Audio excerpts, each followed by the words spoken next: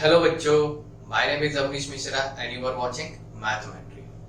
आज मैं आप लोगों के लिए लेके आया हूँ मैकेनिकल प्रॉपर्टीज ऑफ फ्लूइड का लेक्चर नंबर 8 और सरफेस टेंशन का लेक्चर नंबर 4। उसके पहले मैंने मैकेनिकल प्रॉपर्टीज ऑफ फ्लूइड का जो पहला पार्ट होता है हाइड्रोस्टैटिक, उसके 4 लेक्चर मैंने ऑलरेडी कंप्लीट कर दिए हुए हैं। सरफेस टेंशन का 3 लेक्चर मैंने ऑलरेडी अपलोड कर दिया हुआ है।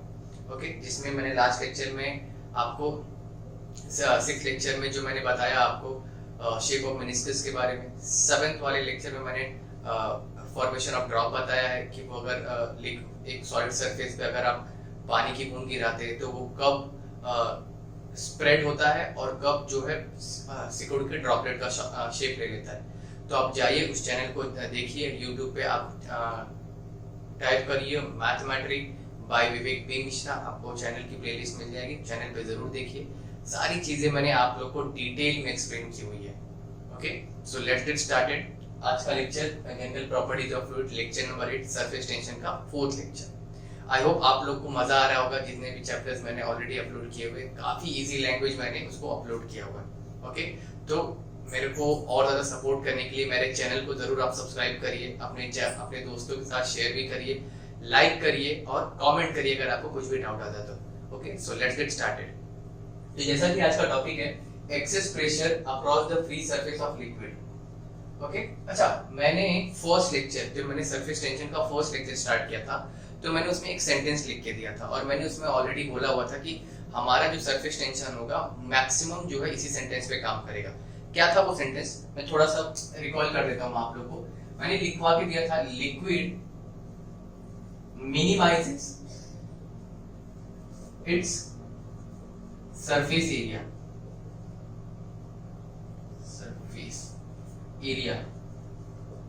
liquid minimizes its surface area and behaves as an elastic or stretched membrane under tension. ये बहुत इंपॉर्टेंट सेंटेंस है, ये मैंने ऑलरेडी फर्स्ट लेक्चर में एक्सप्लेन किया हुआ। अगर किसी को पिछले लेक्चर में ना जाने का मूड हो तो आइए थोड़ा सा मैं एक्सप्लेन कर देता हूँ। Liquid minimises its surface area under tension, liquid minimises its surface area and behaves as an elastic और स्ट्रेच मेम्ब्रेन अंडर टेंशन। जैसा कि मैंने आप लोग को बताया था कि कोई भी जो ड्रॉप होता है, सपोज कर लीजिए रेन ड्रॉप है, ये कौन सा शेप लेता है, स्फेरिकल शेप लेता है। कौन सा शेप लेगा, ये स्फेरिकल शेप लेगा। क्यों स्फेरिकल शेप लेता है, कौन से शेप का होता है, स्फेरिकल शेप। क्यों? क्योंकि ये अपने आप को हर डायरेक्शन से कॉन्ट्रैक्ट करने का ट्राई करता है। क्या करता है, ये हर डायरेक्शन से अपने आप को कॉन्ट्रैक्ट करने का ट्राई करता है और कॉन्ट्रैक्ट करते करते ये अपने आप को कौन सा शेप दे देता है, स्फेरिकल शेप दे देता है ना बच्चों। देखो, ये अपने आप को हर डायरेक्शन से क्या कर रहा है, कॉन्ट्रैक्ट करने का ट्राई कर रहा है, कॉन्ट्रैक्ट करने का ट्राई कर रहा है और कॉन्ट्रैक्ट करते करते ये स्फेरिकल शेप ले लेता है। सोचिए जरा, कोई भी चीज अगर अपने आप को हर डायरेक्शन से सिकोड़ने का ट्राई करे तो वो स्फेरिकल शेप ले लेती है। अच्छा, अब आपके दिमाग में आएगा क्यों स्फेरिकली, क्यों, कौन क्यों नहीं लिया सर, ट्रायंगल क्यों नहीं लिया, रेक्टेंगुलर क्यों नहीं लिया, ट्रायंगल क्यों नहीं लिया। तो अगर आप ज्योमेट्री के जितने भी शेप देखेंगे, सबसे छोटा शेप होता है स्फीयर का। सबसे छोटा जो एरिया होता है स्फीयर का एरिया होता है, सबसे छोटा एरिया। तो रेन ड्रॉप भी सबसे छोटे एरिया में आना चाहेगा। क्यों? क्योंकि वो अपने आप को क्या कर रहा है, कॉन्ट्रैक्ट करने का ट्राई कर रहा है ना। अगर वो अपने आप को कॉन्ट्रैक्ट करने का ट्राई कर रहा है तो छोटा होने का ट्राई करेगा और छोटा होते वो स्फेरिकल शेप ले लेगा, है ना। देखो, liquid minimises its surface area, छोटा हो रहा है, अपने सरफेस एरिया को कम करने का ट्राई कर रहा है। तो फिर मैंने इसको समझने के लिए दूसरे वाले सेंटेंस को and behaves as an elastic membrane under tension. Suppose कर लीजिए कोई बलून है आपके पास, ओके, इनिशियली वो स्लैग कंडीशन में, स्लैग मतलब लूज, आपने जैसे ये मेम्ब्रेन है, इसको ये जो ऊपर वाला पार्ट होता है इसको मेम्ब्रेन बोला जाता है। जैसे लिक्विड में फिल्म होती है वैसे परत जिसको बोलते हैं। अब इसको इसमें हवा भर के क्या कर दिया आपने, इसको फुला दिया। ओके, तो अब ये जो मेम्ब्रेन है ना, ये मेम्ब्रेन में देखो ये जो रबर के मॉलिक्यूल है, जो बलून में जो साइड साइड जो मेम्ब्रेन है, इसमें क्या आ जाएगा, टेंशन आ जाएगा। कैसे आ जाएगा, क्या आ जाएगा इसके अंदर, टेंशन आ जाएगा। अब इसी बलून की जगह आप ये स्फेरिकल ड्रॉप को अज्यूम करके देखिए, है ना। इसी बलून की जगह पे आप स्फेरिकल ड्रॉप को अज्यूम करके देखिए, है ना। इसके मेम्ब्रेन पे क्या रहता है, ये जो वाटर मॉलिक्यूल्स होते हैं इनके अंदर क्या जनरेट होता है, टेंशन जनरेट हो जाता है। क्या जनरेट हो जाता है, टेंशन जनरेट होता है। जैसे रबर के मेम्ब्रेन पे क्या हो गया, टेंशन जनरेट हो गया। ओके, इमेजिन करिए ये जो मेरा बलून है इसके देखिए इनिशियली स्लैग कंडीशन में था, जब मैंने इसको फुला दिया तो ये कौन सी कंडीशन में आ जाता है, टॉट कंडीशन में आ जाता है। कौन सी कंडीशन में आ जाता है, टॉट। जैसे टॉट कंडीशन में आया, हवा पलट कर देखो उसका मेम्ब्रेन देखो चौड़ा हो गया है ना, और उसके मेम्ब्रेन में क्या आ गया, टेंशन आ गई। तो वही ये बलून की जगह पे आप स्फेरिकल ड्रॉप को अज्यूम करिए, इसके भी मेम्ब्रेन पे क्या रहता है, टेंशन रहता है ना, and behaves as an elastic और stretch membrane under tension. Tension आ जाता है और इसके मेम्ब्रेन में क्या आ जाता है, टेंशन आ जाता है। अच्छा, पहली बात, जब अगर आप इसमें से हवा निकाल दिए, रिमूव एयर बोल गया, सॉरी, रिमूव एयर, अगर इसमें से हवा निकाल दी तो क्या हो जाएगा, ये वापस अपनी स्लैग वाली कंडीशन में चला जाएगा। अब समझो जब अपनी स्लैग वाली कंडीशन में जाएगा ना, मैंने बताया था कि स्लैग वाली कंडीशन में जाते जाते ये ऐसे नहीं जाएगा, हमें लगता तो है कि ऐसे जा रहा है, ये रेडियल पोजीशन होती है, कोई भी चीज अपने सेंटर पे लौट रही है मतलब रेडियली जा रही है, लेकिन ये रेडियली नहीं जाता है, कैसे जाता है, ये ऐसे जाता है, ऐसे टेंजेंशियल पोजीशन में जाता है। कौन सी पोजीशन में जाता है, टेंजेंशियल पोजीशन। ये रेडियल पोजीशन और ये टेंजेंशियल, तो आप जब भी इसमें से हवा निकालेंगे तो ये टेंजेंशियल पोजीशन में जाएगा, कुछ इस तरीके से जाएगा। तो मतलब इसमें भी जो मेम्ब्रेन में जो मॉलिक्यूल का डायरेक्शन है वो कौन सा डायरेक्शन होता है, टेंजेंशियल डायरेक्शन होता है। कौन सा डायरेक्शन होता है, टेंजेंशियल डायरेक्शन। तो सरफेस टेंशन का डायरेक्शन क्या होता है, टेंजेंशियल। मेम्ब्रेन पे क्या है, मेम्ब्रेन में टेंशन है ना, जैसे आपने बलून में हवा भरा, मेम्ब्रेन में क्या आ गया, टेंशन क्रिएट हो गया, तो वही बलून की जगह हमने क्या अज्यूम किया, ये स्फेरिकल ड्रॉप को। तो स्फेरिकल ड्रॉप पे ऊपर क्या है, सरफेस पे क्या है, टेंशन है, सरफेस पे क्या है, टेंशन है। जैसे बलून के मेम्ब्रेन पे टेंशन होता है, हवा भरने के बाद बलून का ज्यादा फूल जाता है, उसके मेम्ब्रेन में टेंशन आ जाता है। अब जैसे आप हवा निकालेंगे तो मेम्ब्रेन के जो मॉलिक्यूल्स है, जो मेम्ब्रेन के मॉलिक्यूल्स है वो कौन से डायरेक्शन में जाएंगे, टेंजेंशियली। इसीलिए जो सरफेस टेंशन का डायरेक्शन होता है वो कैसा होता है, टेंजेंशियल होता है। The direction of surface tension is always tangential. Direction of surface tension, the direction of surface tension is tangential, not radial। भूल के भी मत सोचना, ये जो मेरा रबर का और ये जो मेरा मॉलिक्यूल है ऐसे नहीं जाएगा, ये इस कंडीशन में जाएगा, देखिए ऐसे जा रहा है। ओके, तो ये excess pressure across the free surface of liquid, ये समझने के लिए ये इसका डेफिनेशन समझना बहुत जरूरी था। ओके, आइए समझते हैं अब ये क्या बोलता है अपना topic, excess pressure across the free surface of liquid. क्या समझ में आया आप लोग को कि सरफेस टेंशन का जो डायरेक्शन होता है वो कैसा होता है, टेंजेंशियल होता है। सरफेस टेंशन का डायरेक्शन कैसा होता है, टेंजेंशियल होता है।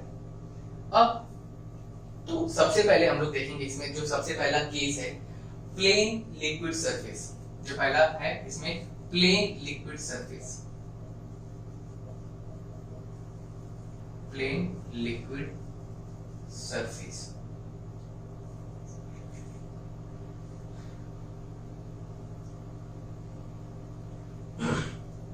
सपोज करिए ये कोई भी मेरा वेसल है और इसके अंदर आपने क्या कर दिया, पानी भर दिया, इसके अंदर कैसे क्या कर दिया आपने, पानी भर दिया। ओके, अच्छा मैंने इसके पहले क्या बताया, सरफेस टेंशन का डायरेक्शन कैसा होता है, टेंजेंशियल होता है। याद रखिएगा इस सेंटेंस को, सरफेस टेंशन का डायरेक्शन कैसा रहेगा, टेंजेंशियल।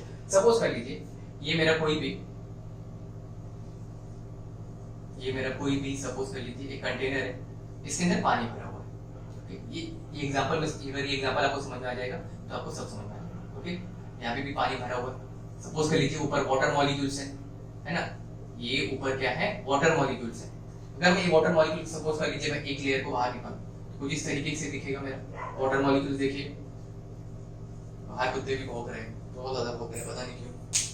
तो ये मेरा वाटर मॉलिक्यूल है ऊपर वाला जो मैंने निकाला है, तो इनका डायरेक्शन मॉलिक्यूल्स का, वाटर मॉलिक्यूल का डायरेक्शन कैसा रहेगा, टेंजेंशियल रहेगा। देखो हाँ, ये ऐसे नहीं रहेगा, ये कैसा रहेगा, टेंजेंशियल रहेगा, तो मुझे इस डायरेक्शन में रहेगा, टेंजेंशियल। देखो है ना, ये फोर्स ऑफ सरफेस टेंशन, वो डायरेक्शन देखो, फोर्स ऑफ सरफेस टेंशन देखो, अच्छा टेंजेंशियल, दोनों एक दूसरे को कैसे खींच रहे हैं। कैसा चेन पहनते हैं ना हम लोग, देखिए गले में जो चेन पहनते हैं, एक कड़ी दूसरी कड़ी को कैसे बांध के रखती है, ऐसे टेंजेंशियली खींचती है, मदर थोड़ी ना जाती है।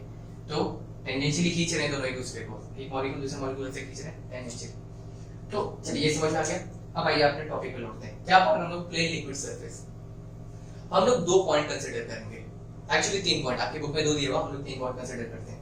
Let's say those 3 points are. एक पॉइंट मैं जस्ट यहाँ पे लेता हूँ, रेड पेन से मार्क कर रहा हूँ ए, दूसरा पॉइंट लिया है मैंने बी, और एक तीसरा पॉइंट लेंगे जो आपकी बुक में नहीं दिया होता है, ये मेरा वाटर मॉलिक्यूल है। ओके, तो अब देखिए प्लेन लिक्विड सरफेस में क्या होता है। अब ये जो मॉलिक्यूल ए है मेरा, ये मॉलिक्यूल ए पे मेरा एक ही प्रेशर है। कौन सा प्रेशर है? मॉलिक्यूल ए पे एक ही प्रेशर लग रहा है। कौन सा प्रेशर लग रहा है? And that is atmospheric pressure. कौन सा प्रेशर लग रहा है बच्चों? Atmospheric pressure. तो इस मॉलिक्यूल ए पे सिर्फ और सिर्फ एटमॉस्फेरिक प्रेशर लग रहा है। अब एक मॉलिक्यूल जो मैंने यहाँ पे लिया हुआ, सरफेस पे लिया हुआ, अब इस सरफेस पे कौन सा फोर्स लग रहा है? एब्सोल्युटली ग्रेट, अगर आप वही सोच रहे होते, टेंजेंशियल फोर्स। देखो लिक्विड का जो ऊपर का जो सरफेस होता है उसमें क्या होता है? टेंशन होता है। Liquid minimises its surface area and behaves as an elastic membrane under tension. जो सरफेस पे होता है, सरफेस पे जितने भी वाटर मॉलिक्यूल्स होते हैं उनमें क्या होता है? टेंशन होता है, और उनका डायरेक्शन कैसा होता है? टेंजेंशियल। तो ये जो मॉलिक्यूल है इसके ऊपर भी फोर्स लग रहा है। कौन सा फोर्स लग रहा है? देखिए इस मॉलिक्यूल पे फोर्स जो लग रहा है वो टेंजेंशियल फोर्स लग रहा है। देखिए एक ये डायरेक्शन में, एक ये डायरेक्शन में। तो ये रहा मेरा F2 ये डायरेक्शन में, और ये रहा दूसरा F2 ये डायरेक्शन में। अगर आप देख सकते हो एक F2 मेरा एक लेफ्ट डायरेक्शन में जा रहा है और एक F2 जो है मेरा राइट डायरेक्शन में जा रहा है। तो equal and opposite force they will cancel out each other. ऐसे सोचो बच्चों, equal and opposite force they will cancel out each other. तो ये फोर्स लगने वाला कोई काम क्या है? क्योंकि ये फोर्स एक दूसरे को क्या कर देंगे? कैंसल आउट कर देंगे। So there is no meaning to write this force. अब तीसरा क्या आता है? एक पॉइंट आता है मेरा B। एक पॉइंट मेरा क्या है? B। अब ये जो B मैंने लिया हुआ है ना, ये जो मैंने B लिया हुआ है, तो ये B पे भी ना एटमॉस्फेरिक प्रेशर लग रहा होगा। क्यों? दो प्रेशर लग सकता था इसके ऊपर। ये जो सरफेस है मेरा, इस सरफेस का इसके ऊपर फोर्स लग सकता था, लेकिन सरफेस का फोर्स कैसा है? टेंजेंशियल है। देखो ये यहाँ पे चला जा रहा है और ये यहाँ पे चला जा रहा है। तो सरफेस वाला फोर्स जो है एक दूसरे को कैंसिल आउट करते फिर रहे हैं। देखिए जरा ध्यान से देखिए, ये जो फोर्स है ना, यहाँ जो सरफेस का ये वाला फोर्स है, ये मॉलिक्यूल की वजह से, ये जो सरफेस वाला मॉलिक्यूल इसकी वजह से इसके ऊपर प्रेशर लग सकता था मॉलिक्यूल बी के ऊपर, लेकिन नहीं लगेगा। क्यों नहीं लगेगा? ये फोर्स, ये मॉलिक्यूल पे यहाँ पे फोर्स लग रहा है, यहाँ पे फोर्स लग रहा है, और फोर्स क्या हो रहा है? कैंसिल हो जा रहा है, कोई फोर्स नहीं लग रहा है। तो बी पे सिर्फ और सिर्फ एटमॉस्फेरिक प्रेशर लग रहा है। बी पे कौन सा फोर्स लग रहा है? Atmospheric pressure. क्यों एटमॉस्फेरिक प्रेशर लग रहा है? क्योंकि तुमने पॉइंट ए और पॉइंट बी लिया हुआ ना बच्चों, ये बहुत ही नजदीक लिया हुआ है सरफेस के। ऐसे दिखाने को तो मैंने प्रोमिनेंट दिखाया थोड़ा दूर दूर, लेकिन एक्चुअल में पॉइंट ए और point B, point A just above the surface and point B just below the surface. क्या बोला मैंने? पॉइंट ए जो है वो जस्ट अबव द सरफेस है and point B just below the surface है। देखो थोड़ा इमेजिन करो, अगर थोड़ा ही ऊपर नीचे है, जैसे कि सपोज कर लीजिए मैं यहाँ पे खड़ा हूँ और मेरे जस्ट पीछे एक लड़का खड़ा है, जस्ट पीछे, सपोज कि एकदम चिपका हुआ ही खड़ा है, तो आप मेरे ऊपर फोर्स लगाएंगे ना, तो अप्रोक्सीमेटली उसके ऊपर उतना ही फोर्स लगेगा। हाँ, थोड़ा बहुत फोर्स जो है मेरे अंदर जो ट्रांसमिट हो जाएगा, मेरे अंदर फोर्स जो है एब्जॉर्ब हो जाएगा, उसके बाद जो ट्रांसमिट होगा, लेकिन अप्रोक्सीमेटली लगने वाला फोर्स वही है ना। तो वैसे ही यहाँ पे जो एक फोर्स है मॉलिक्यूल ए है और यहाँ पे मॉलिक्यूल बी है, A is just above the surface and B just below the surface, तो दोनों मेरा पॉइंट सेम ही है। तो पॉइंट बी पे भी लगने वाला जो फोर्स है मेरा atmospheric pressure है। So can I say that in this case pressure at A is equal to pressure at B? Pressure A और प्रेशर B मेरा क्या हो जाएगा? सेम हो जाएगा। B की कोई प्रेशर नहीं लगने वाला एक्स्ट्रा। क्यों नहीं लगने वाला? क्योंकि ये जो सरफेस है B पे एक ही प्रेशर लग सकता था, सरफेस वाला प्रेशर। बाकी एटमॉस्फेरिक प्रेशर तो B पे लग ही रहा है, लेकिन ये सरफेस वाला प्रेशर लग सकता था। लेकिन सरफेस वाला प्रेशर का डायरेक्शन कैसा है बच्चों? टेंजेंशियल। याद रखो, ये बहुत ही ज्यादा इंपॉर्टेंट लाइन है। The direction of surface tension is always tangential. Point पे जरा मार्क करो, तो टेंजेंशियल है, यहाँ पे भी टेंजेंशियल है, तो एक दूसरे को कैंसिल आउट कर देंगे। Therefore pressure is at A is equal to pressure is at B. I hope you all have understood why we get a plane liquid surface whenever pressure at A and pressure at B equals to pressure at A and pressure at B is equal. Okay? Now इसके बाद आता है दूसरा surface and that is convex liquid surface. क्या आता है? Convex liquid surface. क्या होता है बच्चों कॉन्वेक्स लिक्विड सरफेस? पहली बात तो मैंने आपको बताया है कि कॉन्वेक्स और कॉन्केव याद कैसे रखें, है ना? कॉन्वेक्स कॉन्वेक्स लिक्विड सरफेस मैंने आपको बताया है। कॉन्वेक्स और कॉन्केव किस तरीके से याद रखना है, देखिए यहाँ पे मैं वापस से बता देता हूँ, कॉन्वेक्स एंड कॉन्केव। कौन कौन तो हटा दीजिए सामने का, यहाँ पे क्या आ रहा है वी, वी फॉर मराठी में होता है वी से वर्ती, याद रखिए वर्ती, और वर्ती का मतलब होता है ऊपर, वर्ती का मतलब क्या होता है ऊपर, सॉरी मैं हिंदी लिख नहीं पाता, ऊपर मतलब ऊपर की तरफ जो मेरा डिनोट करता है, और की यहाँ पे इसको क्या पढ़ रहे हैं मतलब खाली, खाली मतलब मराठी में खाली का मतलब होता है नीचे, मतलब नीचे वाला, तो नीचे दबा हुआ।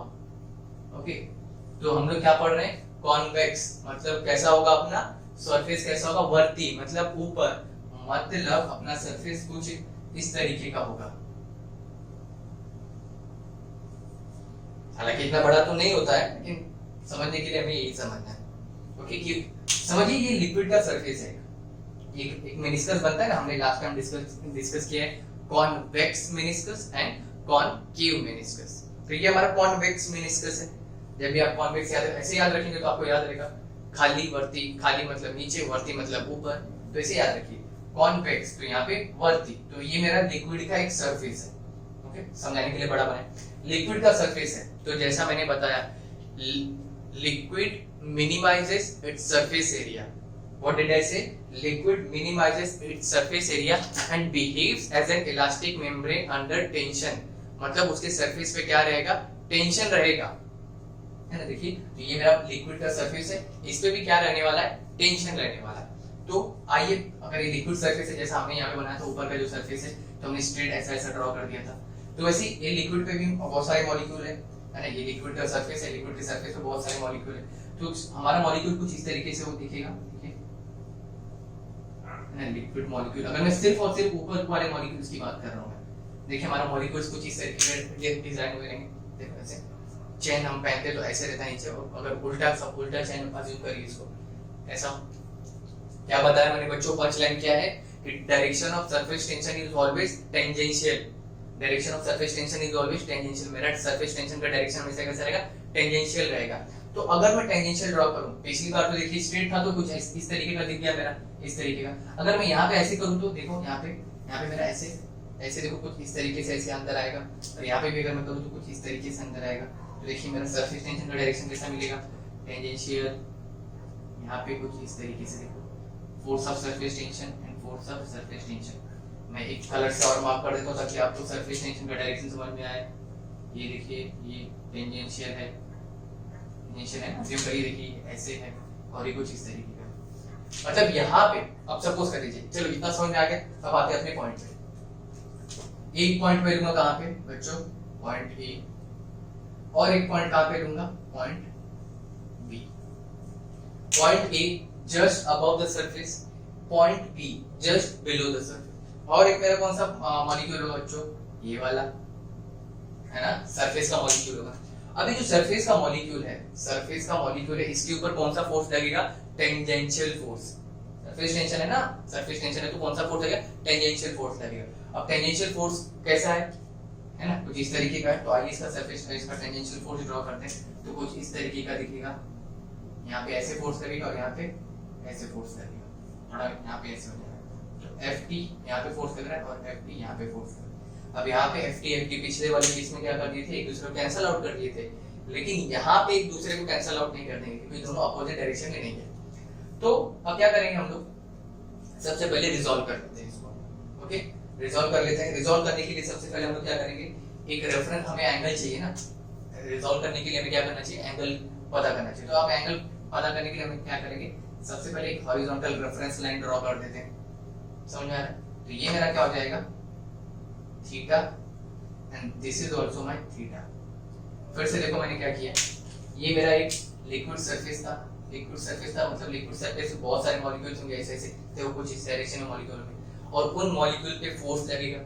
Liquid minimizes its surface area and behaves as a elastic or stretch membrane, मतलब ऊपर क्या रहेगा टेंशन रहेगा, और उनका डायरेक्शन कैसा रहेगा टेंजेंशियल मतलब इनका डायरेक्शन देखो, ये जो मॉलिक्यूल मैंने एक मॉलिक्यूल पकड़ा हुआ है जैसे ये मॉलिक्यूल, उसके ऊपर कैसा फोर्स लग रहा है, टेंजेंशियली सारे मॉलिक्यूल उसको ऐसे खींच रहे हैं इस साइड का, और इस साइड के मॉलिक्यूल इसको इस तरीके से खींच रहे हैं, तो यहाँ पे मॉलिक्यूल इसको इस तरीके से खींच रहे हैं, यहाँ पे मॉलिक्यूल इस तरीके से खींच रहे हैं।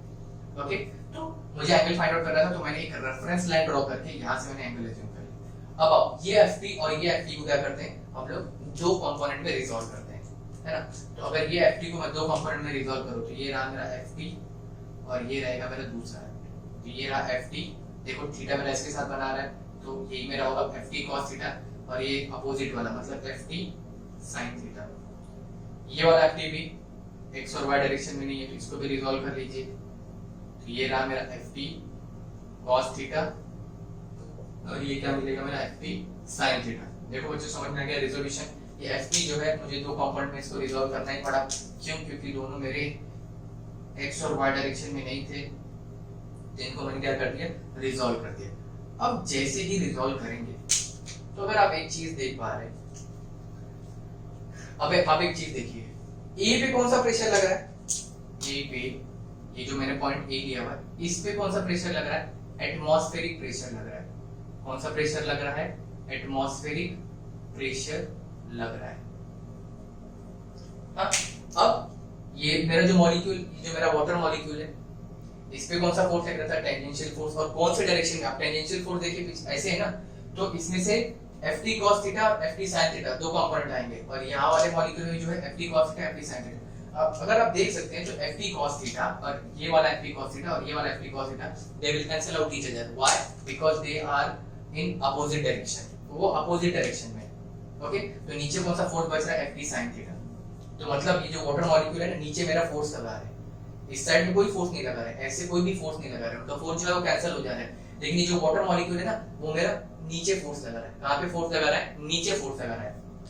ओके, तो पॉइंट ए पे एटमॉस्फेरिक प्रेशर लग रहा है, और ये जो वाटर मॉलिक्यूल है वो नीचे फोर्स लगा रहा है। अब बी की बात करते हैं, व्हाट अबाउट बी। बी भी मैंने क्या बोला था, जस्ट पिछले वाले केस में मैंने बोला था कि पॉइंट ए और पॉइंट बी जस्ट अबव और जस्ट बिलो द सरफेस, मतलब पॉइंट बी पे, at point B atmospheric pressure लग रहा है।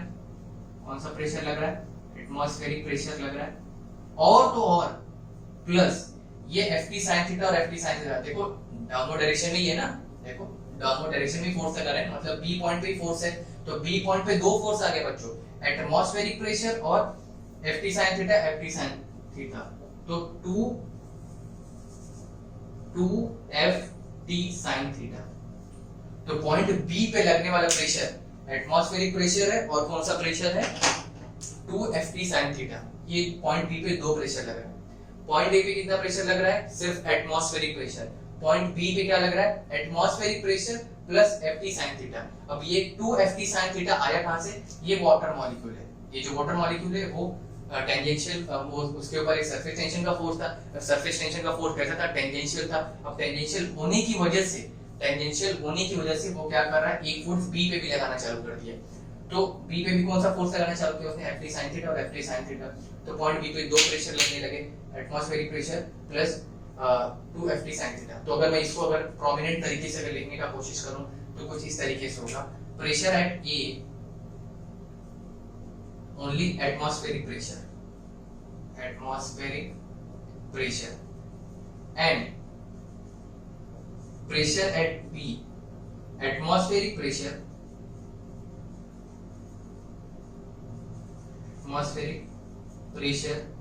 plus 2FT sin theta, 2FT sin theta।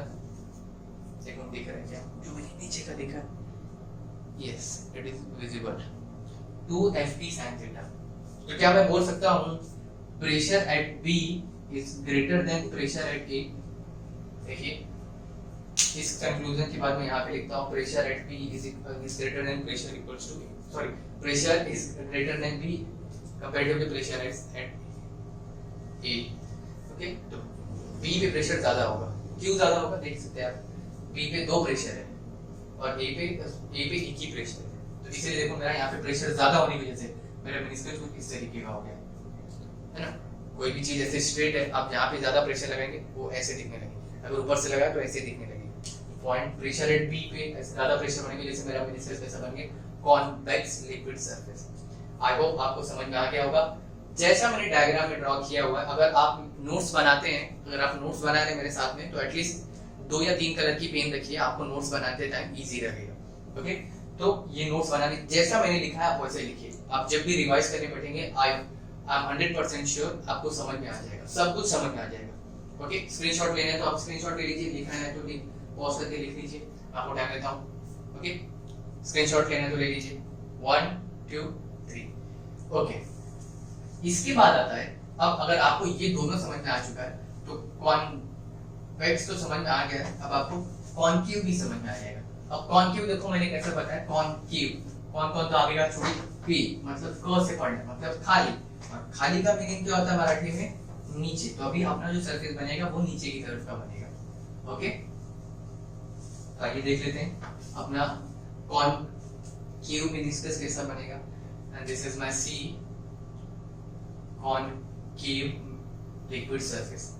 Concave liquid surface खाली, बहुत ही इजी, इस तरीके का बना लीजिए। ओके, तो अब ये तरीके का मेरा मेनिस्कस है। मेरा मेनिस्कस कैसा है, ये ऐसा। मतलब अगर यहाँ पे जो इसके सरफेस पे जो वाटर मॉलिक्यूल्स होंगे, इसके सरफेस पे जो वाटर मॉलिक्यूल्स होंगे कुछ इस तरीके के होंगे। देखिए मैं ड्रॉ कर देता हूँ ताकि आपको एकदम बारीकी से समझ सके। ये मेरे वाटर मॉलिक्यूल्स हैं। कौन से वाटर मॉलिक्यूल, सरफेस वाले वाटर मॉलिक्यूल्स। ये जो सरफेस में है ना, जैसे कि लिक्विड बना हुआ है तो ऊपर के सरफेस वाले वाटर मॉलिक्यूल्स, तो यहाँ पे भी सरफेस वाले water molecules. In water molecules पे लगने वाला फोर्स का डायरेक्शन कैसा रहेगा, टेंजेंशियल। सरफेस टेंशन है ना, सरफेस पे क्या है, टेंशन है, और इन पे लगने वाला फोर्स ऐसा है, टेंजेंशियल है। अगर मैं टेंजेंशियल ड्रॉ करूं तो क्या कुछ इस तरीके से आएगा बच्चों। देखो Ft और Ft, देखो ना टेंजेंशियल, देखो वाटर मॉलिक्यूल ऐसे तो ऐसे ही होगा, यहाँ पे है तो ऐसे ही होगा, देखो यहाँ पे है तो ऐसे ही होगा, और यहाँ पे है तो ऐसे होगा। तो सरफेस टेंशन का डायरेक्शन हमेशा क्या रहेगा, टेंजेंशियल। तो ये वाटर मॉलिक्यूल्स है, उनके ऊपर लगने वाला फोर्स कैसे, टेंजेंशियल। तो यहाँ पे भी टेंजेंशियल फोर्स लगेगा, यहाँ पे भी कैसा फोर्स लगेगा, टेंजेंशियल। सबसे पहले आपने क्या करना है, 3 पॉइंट लेना है। क्या करना है बच्चों, 3 पॉइंट ले लेते हैं। पॉइंट ए साइड पे लिख लेता हूँ, बार-बार मेरे को यहाँ पे लिखना पड़ता है। पॉइंट ए, एक पॉइंट लूंगा मैं पॉइंट बी, और एक पॉइंट लेना है मुझे जो ये वाटर मॉलिक्यूल्स है। ये मेरा वाटर मॉलिक्यूल है। ओके, अच्छा वाटर मॉलिक्यूल के ऊपर कैसा फोर्स लग रहा है, टेंजेंशियल फोर्स लग रहा है। कैसा फोर्स लग रहा है, टेंजेंशियल। तो मैं सबसे पहले इसको टेंजेंशियल फोर्स दिखा देता हूं मैं। तो ये कुछ इस डायरेक्शन में लगेगा Ft, और कुछ इस डायरेक्शन में लगेगा Ft, यहाँ पे भी क्या लगेगा, Ft। ओके, अब सेम चीज वही, point A just above the liquid surface and point B just below the liquid surface. Point A just above the liquid surface and point B just below the liquid surface. Okay, just above है और just below है।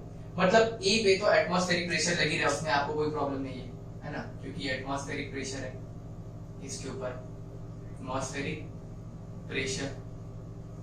और point B पे भी कौन सा pressure लग रहा है, एटमॉस्फेरिक प्रेशर। इसमें कोई डाउट नहीं होना चाहिए आपको, क्योंकि जस्ट अबव है तो प्रेशर जो है थोड़ा सा उसको डिस्टेंस ट्रैवल करना है, तो प्रेशर डिक्रीज होगा नहीं। Pressure at A atmospheric pressure, pressure at B पे भी एटमॉस्फेरिक प्रेशर रहेगा।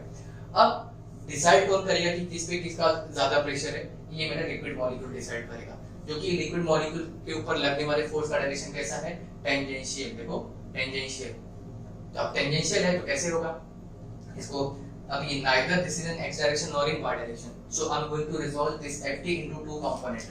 What will happen, अब इसको समझने के लिए हम लोग क्या करेंगे, सबसे पहले एक रेफरेंस लाइन ड्रॉ कर लेंगे। देखो एक रेफरेंस लाइन ड्रॉ करना है, जैसे हमने पिछली बार एंगल लिया था, यहाँ पे भी एंगल ले लेंगे।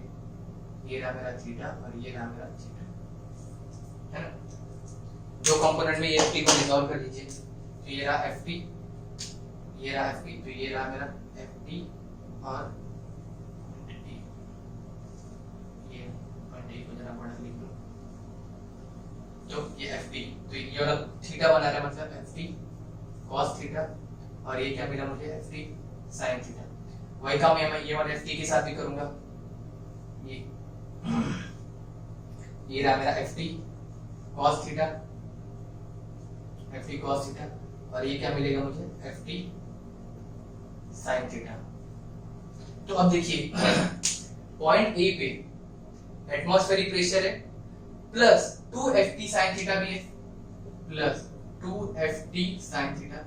ऐसे देखो है ना, ये जो लिक्विड मॉलिक्यूल है उसका फोर्स टेंजेंशियल है, तो अपना फोर्स एक एक्स डायरेक्शन में देगा और वाई डायरेक्शन में देगा, तो वाई डायरेक्शन में ऊपर की तरफ दे रहा है। तो पॉइंट ए पे, at a point A pressure is at A, atmospheric pressure देखो बच्चों जरा ध्यान से देखो, एटमॉस्फेरिक प्रेशर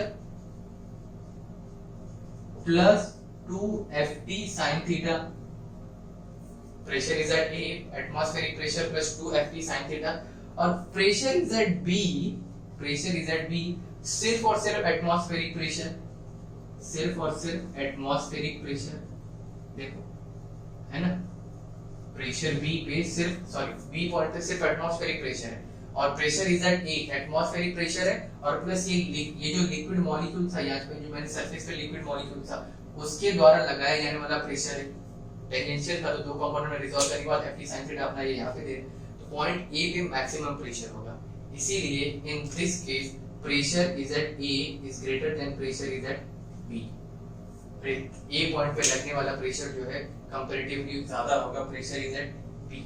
आई होप आपको ये पूरी की पूरी थ्योरी समझ में आ गई होगी, इतना डिटेलिंग आपके टेक्स्ट बुक में नहीं दिया हुआ है, रिजॉल्व करके नहीं दिखाया हुआ है, सिर्फ डायरेक्टली लिख दिया उन्होंने, और प्रेशर इज एट जो यहाँ पे फोर्स करने वाला है ए पे वो ज्यादा है कंपैरेटिवली बी पे, क्यों ज्यादा है उन्होंने कुछ खास ज्यादा इंफॉर्मेशन दी नहीं हुई है। अगर आपको लिखना है, नोट्स बना रहे हैं तो साथ में नोट्स भी बनाते चलिए, अपने वर्ड्स में कुछ ना कुछ जरूर लिखिए, ताकि जब आप रिवाइज करें तो आपको जरूर समझ में आए। ओके, तो स्क्रीनशॉट लेना है तो स्क्रीनशॉट ले लीजिए। ओके 1 2 3। ओके बच्चों, तो आज के लेक्चर में सिर्फ इतना ही। क्या सीखा हमने आज? Excess pressure across the free surface of liquid. Next lecture में हम देखेंगे, नए टॉपिक के ऊपर डिस्कस करेंगे। अगर फिर से मैं वही बात दोहरा रहा हूँ, अगर मेरे चैनल पे नए हो तो मेरे चैनल को सब्सक्राइब जरूर करिए, लाइक करिए, कमेंट करिए, अगर आपको कुछ भी डाउट आता है तो अपने दोस्तों के साथ शेयर जरूर करिए। Okay, till then bye bye.